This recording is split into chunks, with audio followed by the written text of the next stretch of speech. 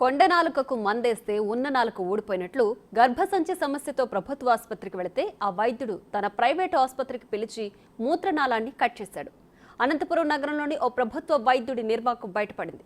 కూడేరు మండలం హంసాయపల్లికి చెందిన ఓ మహిళ గర్భసంచి సమస్యతో ప్రభుత్వ ఆసుపత్రికి వచ్చింది. అయితే గర్భసంచి తొలగించాలని, అందుకు తన ప్రైవేట్ క్లినిక్ రావాలని డాక్టర్ రమణ నాయక్ సూచించారు. దీంతో ప్రభుత్వ వైద్యుడి ప్రైవేట్ హాస్పిటల్ అయిన లావణ్య హాస్పిటల్కి వచ్చింది మహిళ. ఈ నెల 9న మహిళకు గర్భసంచి ఆపరేషన్ చేశాడు వైద్యుడు రమణ నాయక్.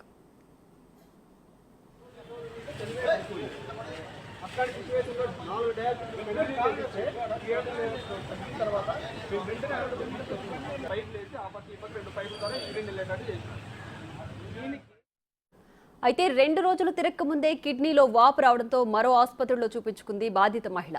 అక్కడ వైద్యులు పరీక్షలు చేసి మూత్రనాళం కట్ అయిందని తేల్చి చెప్పడంతో అవాక్కైంది.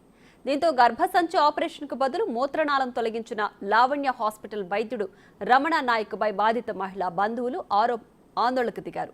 బంధువుల ప్రశ్నలకు వైద్యుడు సరైన సమాధానం ఇవ్వకపోవడంతో హాస్పిటల్ ఎదుట ఆ బాధిత మహిళ బంధువులు ఆందోళన తీవ్రతరం చేశారు. డాక్టర్ రమణ నాయక్పై చర్యలు తీసుకోవాలంటూ డిమాండ్ చేశారు.